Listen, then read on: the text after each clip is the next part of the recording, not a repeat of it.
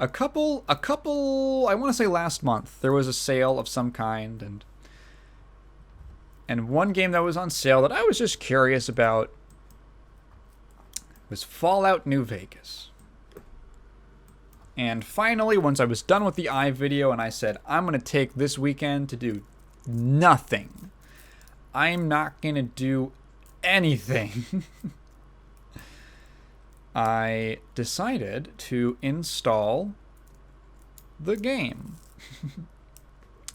So I started playing Fallout New Vegas. I feel like before I begin, I should talk about my background with Fallout. I've only really played Fallout 4, and it was a few years ago, and I think I played like 10, 15 hours, and then I quit. It wasn't really quitting. It was just I put it down, and I never picked it up again. I thought it was neat. That was it. It didn't really light me on fire. So, but I've heard like it's the best entry in the series. So I went and I was like, all right, I hear a lot of good things about New Vegas. I heard that it's the best one. I don't know. People are always gonna debate. Well, I think Fallout Tactics is better, or whatever that one's called. So I booted up New Vegas, and the game boots up really strangely. So it has like a launcher, like a tiny little window for a launcher, and you get to just choose all your graphics settings and all that. And naturally, I want to play it in borderless windowed 1920 by 1080. That's my monitor's resolution. When you do that, there's no borderless window, there's just windowed, and so it opens like the corner of the game is like off screen. There's like a whole corner, like part of the screen that's just off screen. And I'm like, that's dumb. And I can't like remove my mouse from the window. It's like locked into the window. I have to like alt tab, and then I tab back, and I can't like do some finagling to get it to fit in a window. So I'm like, oh fuck, okay. I close it out and I go, you know what? This is like a Fallout game. I should probably check if this might be a pain to do, might be a hassle, but I might want to go install some quality of life mods before I jump in. So I found a Reddit thread of just the basic essentials for quality of life mods, and I should mention which ones I'm using. So quality of life mods. Here we go. So the ones that I got from this thread, and this person, because I don't want to like mod the fuck out of my game. I want to like play the game. I just want some improvements to make it a little easier to play. So this person says, quality of life mods for Fallout New Vegas, never touched it before. Never touched Fallout before in general. And there's a comment that recommended Yuki Chigai's unofficial patch, one tweak, New Vegas anti-crash, and the New Vegas 4GB enabler. So that is what I am using. The process of installing those was a little mind-boggling. You definitely used up a lot of my brain power. Because I had to learn, first of all, I had to make a Nexus Mods account. Second off, I had to like install some other software to make this thing work. So like so the main thing was like Yup, aka Yuki Chigai's unofficial patch, which is a huge bug fix patch for New Vegas. The two biggest ones were I would assume were the Yup and one tweak. Which is one tweak is just like a bunch of extra settings, including borderless window and it fixes alt tab so the game plays more friendly with it, which was also very valuable. A lot of mods, what you can do is you can just put them in like the data folder of New Vegas in like your Steam folder. I had to install I had to install something called a mod loader, which I think the one I used was Loop, which is basically the game. So like when you open the game, when you run the game, it looks into the folder and it runs things in a certain order. So like if you have DLC, it'll run like the base game and then the DLCs that you have. So if you're modding, there's certain like mods that you need to have you need to make the game run it in a specific order. Or load them in a specific order, or something bad will happen. I don't know what, but something bad will happen. It'll probably crash, I'm assuming. So I had to like install this thing, move the files into the folder for the game, and then open up this like program and switch around the order that things were loaded in so that the yup got loaded second underneath New Vegas like itself. And then I had to like make a new folder. Oh, I had to install this thing called the New Vegas Script Extender, NVSE, which like makes other mods work, which are like some of the other like anti-crash things. And I think One Tweak also uses that. And then I had to make like a folder for that inside the games folder, and then I had to make a plugins folder in that.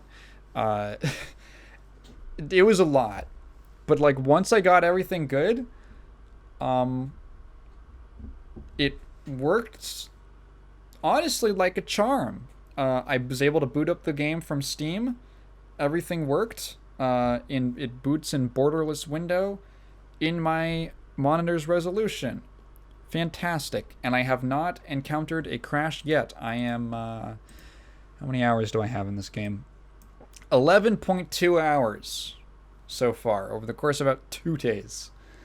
I was definitely, I delved into this one.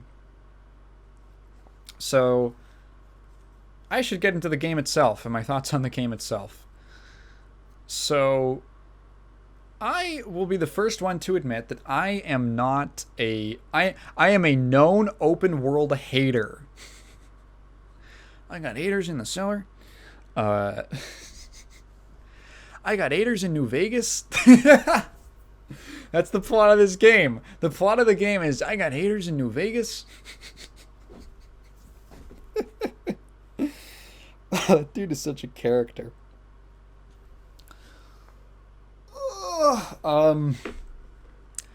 So I'm not like an open world kind of guy. I usually get bored with them and just kind of drop off. I prefer more handcrafted experiences where I'm going like a little more linear, right? So I didn't quite know what to expect, but I try to go into things with an open mind. So, first impressions of New Vegas. The game looks kind of ugly. It looks kind of bad, and I understand that it was like by like not the biggest studio. This is an Obsidian game made in an engine that was already kind of old in 2011. So I will give it that. I won't hold that as much against it. I mainly noticed it with the character creator. I was looking at my character and I was like, I look kind of... I don't know if there's a way to make my character look good. So, second thing is I've been enjoying it so far. From what I can say, from my 11-hour playtime, I've enjoyed it. It is an open world game. I don't have that much to compare it against because I don't have much experience with other games in the genre. But you walk around from location to location. I will say, it does feel very it feels very, very. Certain things are facilitated, if that makes sense. So, do I want to spoil anything? I don't know. Do I want to spoil anything? Let's just say that if once you get to a location, if you do, I feel like I'm actually getting rewarded for most of the quests that I'm doing. I feel like I'm actually like getting rewarded by being with like story things and not just like, yeah, you're getting caps and items or levels, experience, all that. But I feel like I'm actually kind of getting rewarded in a story sense where the quests are interesting. So the quests lead to interesting things. For instance, so the main plot of the game so far is that you're a courier. That's kind of what I think the generic name for the character is, the courier. You're a courier, you're delivering a package, and you get stopped by some gangsters, some kind of like 1950s style mobsters, sort of. They shoot you in the head and they leave you for dead. And a kind of mysterious robot pulls you out of your shallow grave and takes you to a doctor to fix you up. That's where the game starts. So you're trying to do a couple things. You're trying to find the fuckers who shot you, or the one specific guy. You're trying to find that guy. I'll probably have the option to kill him. I'm expecting that. I'll also probably have the option not to. I don't know. And you're trying to specifically get back the thing you were trying to deliver, because you're trying to get your payment from the person who hired you. So you start out and you're basically just following their trail. And obviously you are led, you're kind of led towards New Vegas, where he is. I don't think they tell you up front he's in New Vegas. I think you got to find some other stuff out, but the game is kind of pushing you in that direction, because from the starting area to New Vegas is actually not a super long distance. However, it's incredibly dangerous. It's basically like they tell you, like, yeah, if you go out there, there's going to be a bunch of like mutant death claws who are going to rip the shit out of you. You have to be kind of insane to want to take that road. And I'm assuming that if you do try and step out there, it's just constant death being flung at you, and there's no way you're going to get to New Vegas in any reasonable amount of... Maybe you can if you're really good. But so you're kind of pushed towards... You're incentivized to basically take the long way around. You're going to take the long way, because they also recommend that you kind of stay on the highway, because, again, there's monsters out there. And along the highway, there's a couple branching paths and places where you can go here or there.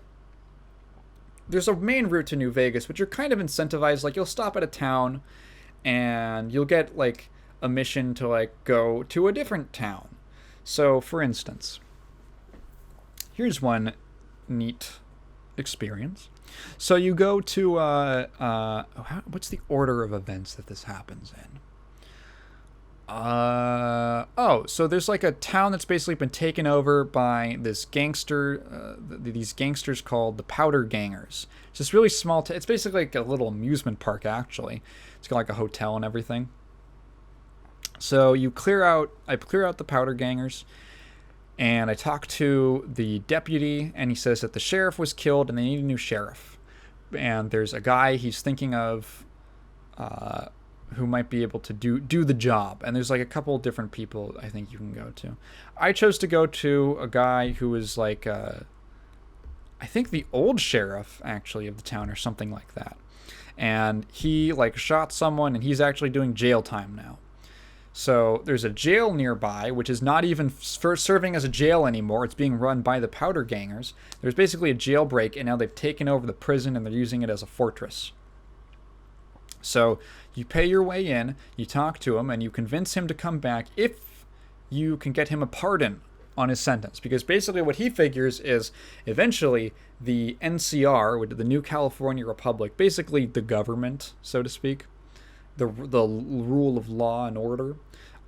He figures at some point they're going to come in and overtake the prison, take it back, and when that happens, he does not want to be he does not want to be caught messing around. Basically, he does not want to be caught leaving, breaking his sentence. He wants to. He's just hanging out and just kind of biding his time, letting things sort of happen and not getting involved. He's keeping low, so that when he gets out, he can just serve his time. So you basically convince him like to come back, but he says, I'll only do it if you can find some way to get me a pardon. And he says that there's a way that you can get him a pardon. There's like an NCR ranger station that's nearby. So you walk a little to like the southwest or whatever, and there's like this whole station that's up a hill, and it's got a bunch of rangers and all that. And you can talk to a guy, and you can there's like a speech check, there's like some kind of charisma check or something like that, where you can convince him to give the guy a pardon, or you can just straight up pay. I wasn't investing into speech, so I had to just pay. So you get him his pardon, but while you're at the ranger station, there's an NPC you can talk to who will give you a quest. And the quest is, hey, there's this town that we haven't heard of, or we haven't heard from in a while. It's called Invok? Whatever. It's something like that. There's a town nearby that we haven't heard of from in a bit. I'm kind of worried about it, but I have to keep my watch here. So would you mind, can I just hire you to go check out what's happening, right? I'm a little worried maybe something's happened over there, but don't get killed or anything, all right? Stay safe. So you're like, okay, you follow the road. It's kind of a side road up to this town. You get there, and something has happened. I'm not going to spoil it, but something has happened. Pretty shocking, actually. And you are introduced to a major part of the world. And I will say that it was a very effective introduction. You'd kind of heard of this thing or these people before. And, but you have not. You sort of know what they do. You're told about them in the beginning, in the intro. You're introduced to Caesar's Legion, basically. I didn't really know anything about them. And now I do. So, yeah, that was a pretty shocking way to be introduced to them. And it was one of those things, it's like, wow, I could have just totally missed this if I didn't take that quest. I never would have even bothered coming over here unless I was, like, really exploring the map. And it was just this thing where, like, okay, you go to... Because, I mean, when you get to Prim's the town that needs a new sheriff.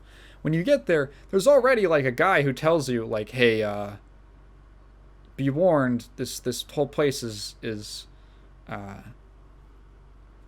overrun with powder gangers, so watch out. You can just leave at that point. You can just skip this whole giant thing, right? And that's kind of shocking to me.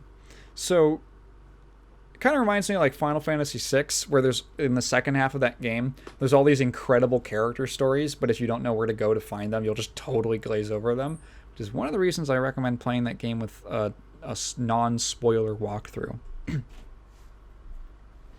Just so you know, like, what to do to see all the great stuff in that game. So what I can say about being only 10 hours in is that I feel like the game is actually rewarding me with I feel rewarded for doing quests and for taking quests from people and not just like, because I'm like just I just kind of want to go do the main story, and I feel like, oh, if I do side quests, I'm just gonna get bored and I'm gonna drop the game. But I feel like legitimately, like, when I stop to do a side quest, it always leads to something kind of interesting, where I feel like I've been introduced to some new thing in the world, or something's been developed, and There's another example. Oh god, yeah. There's the thing that the a storyline I really liked. Fuck it, I'll just start spoiling stuff. Just skip to a timestamp if you don't want to hear me talk about like side quests or whatever in New Vegas. There's where does it start from? You have to find. Oh yeah, so you find this town called Novak, and they have their main attraction is this giant dinosaur. It's like a tourist attraction, and inside the dinosaur there's a gift shop, which is great. I love that. There's a little gift shop inside the dinosaur, and the guy in the gift shop, he has like 1,000 like little plastic models of the dinosaur that he's trying to sell, and he's like lamenting how no one ever buys any. And I actually like went into his room, and I was like, he has like a bunch of them just strewn all around that he just can't sell off. And I'm like, ah, so I went back and I bought a dinosaur. He doesn't say anything, unfortunately. I wish he had like a line if you buy his dinosaur. That would be funny. But if you go up the stair, the dinosaur's like a building basically. If you go up the stairs and up a, I think up a ladder or something, there's like there's a guy who hangs out in the mouth of the dinosaur, who's like a sniper, and he usually just keeps watch from the tower. He just shoots people out of the tower, if they're or like wild animals or something. He's just like the town like watchman. So you go and you talk to him, and you find out that he was involved. He knew something about the Powder Gangers. He was in a gang. No, it wasn't the Powder Gangers. The guys who shot you are from a gang called the Great Khans. That reminds me. Not the Powder Gang. They're different. Too many gangs.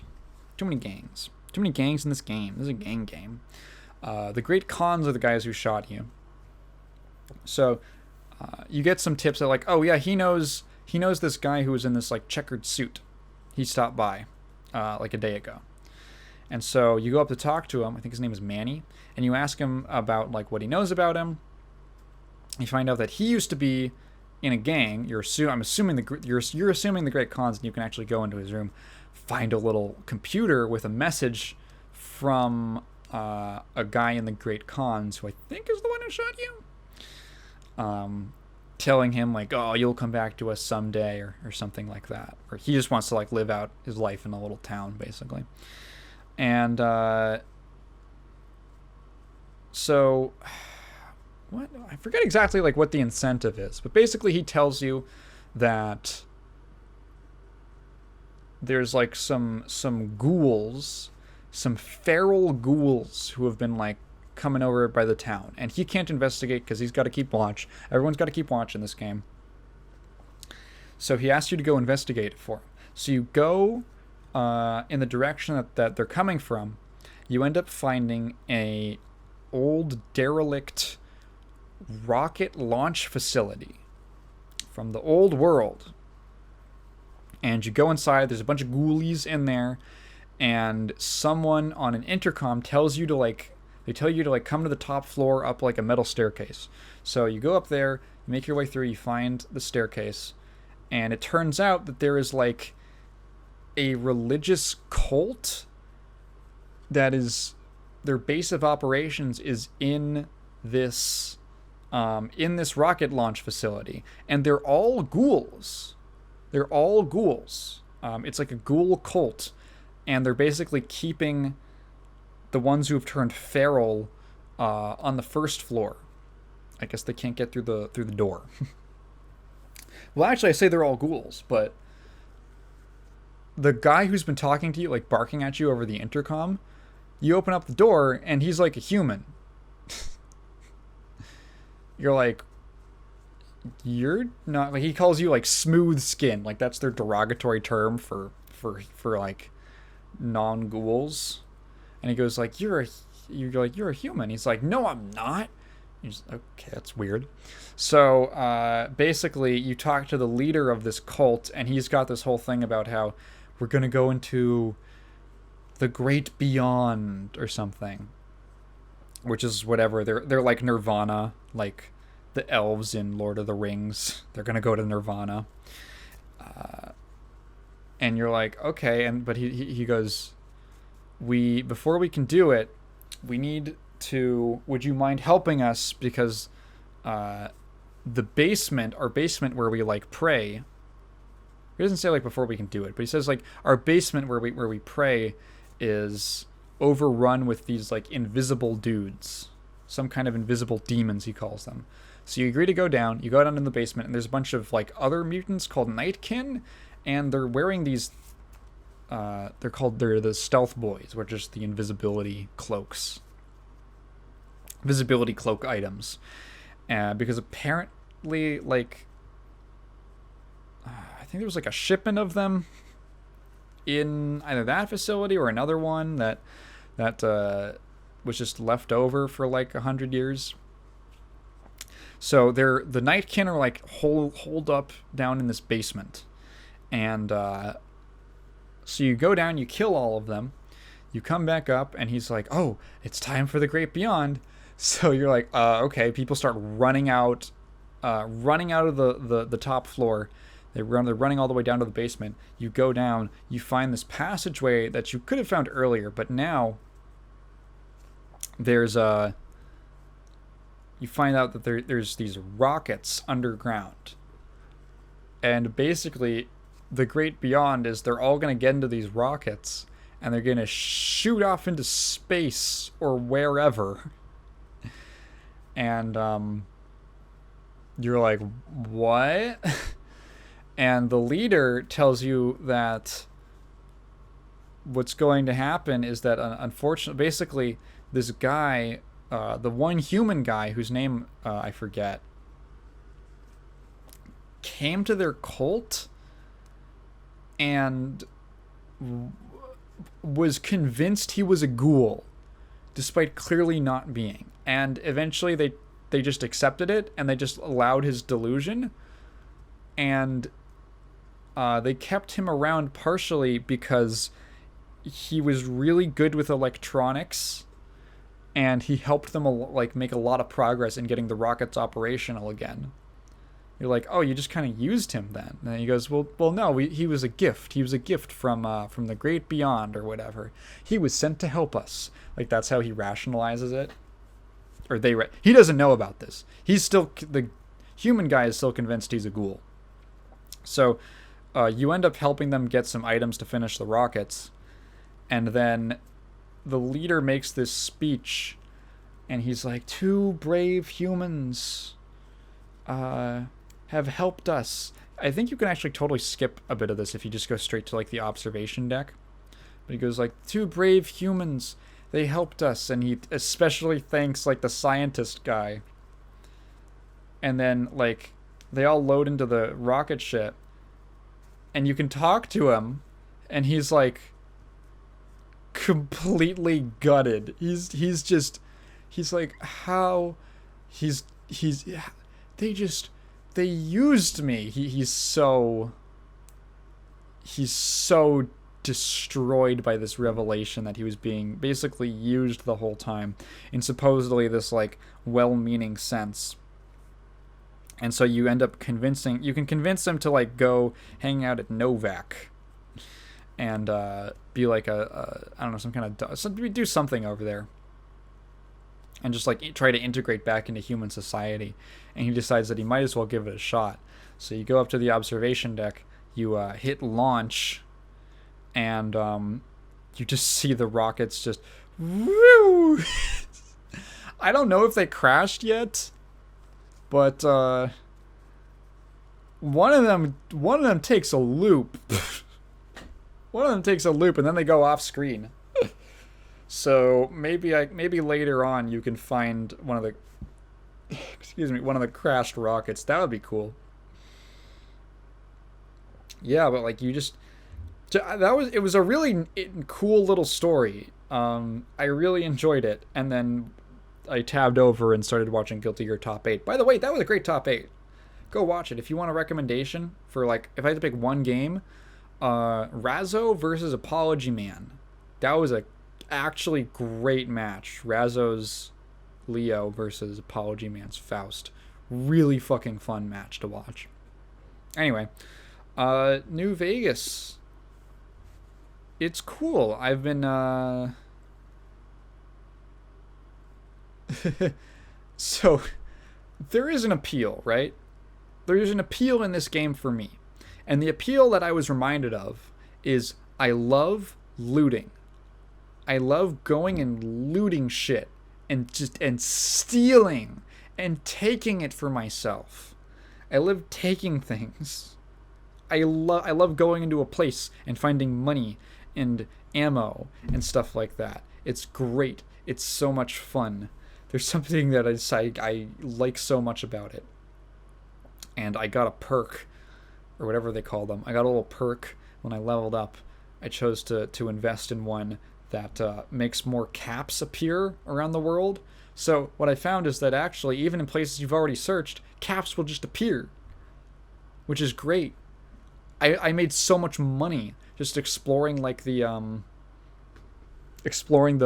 missile lab, the rocket lab. I made so much money just looking around desks and things like that. I was up to like 700 caps. So I could just brute force pay my way through certain parts of the game now. Which I had to for something. I think I had to pay like 500 of those to get one of the things for the rocket because I didn't meet a speech check. Now I could have gone. There was another side quest where I needed like a science skill to disable some like auto turrets that would have made something a huge pain in the ass. So I actually just left and just kill. I was like really close to leveling up, and I was like, let me just kill some enemy. Let me just run around and kill some like mutant wildlife until I level up, and then I'll just dump all the points from my level up into science. And then I did, and it made it much easier. I love lockpicking. The lockpicking is weird. It doesn't feel like it was designed for PC. So, it's just a regular, Bethesda lockpicking minigame. Sort of minigame. But the controls are what's strange. So, you basically... I don't know why they did it like this. So there's two parts. If you're familiar with this, they all work the same. There's two parts: the bobby pin and the whatever screwdriver lock that you're using to like push the lock itself, the cylinder. And you move the pin until you get into the right area, and then the lock will unlock after you put pressure on it. The way it works on PC, for some godforsaken reason, is you put you move, like, you put pressure on the lock with WASD. I think you just press any of them, and you move the bobby pin with the mouse, which is weird because it isn't like a one-to-one movement with your mouse. It doesn't like lock it. You have free mouse during it. Weirdly enough, you have free mouse during it, and it doesn't just like lock your mouse into the center and then you just move it, and you can just move your mouse in a circle or something like that. No, it's this weird, like, a lot of response issues where if you try to go under like 90 degrees, you have to like start moving your mouse in a really weird way because of how like low sensitivity it is. It's really odd. It's not like a huge issue, but it feels like there was a better way they could have done that. Like, move the bobby pin with A and D and then just put pressure with W or S or something like that. I don't know. I feel you could have done that much better. It's not a huge deal, and I love lockpicking. I love lockpicking and opening things.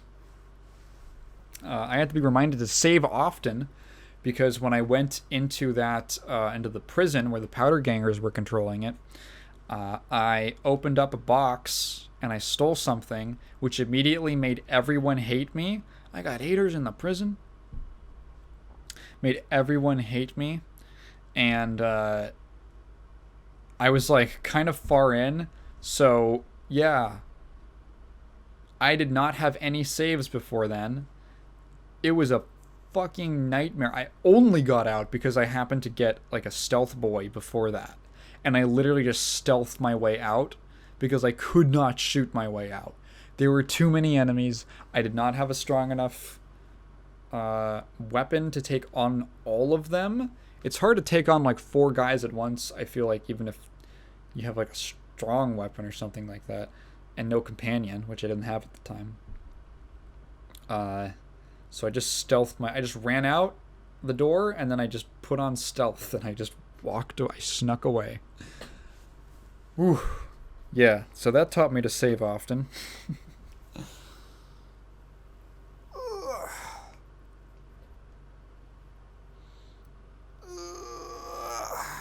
Let's see.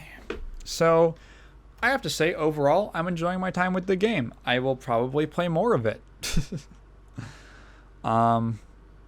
See some more stuff in it. I haven't made it to New Vegas yet. When I left off, I was just walking through the, I forget exactly what the last thing I did was, but I didn't have anything else written in my notes, so I am going to try and get one more video out before the end of the month. It's not going to be like a typical video that I do, but it's something I've wanted to do for a while, so yeah.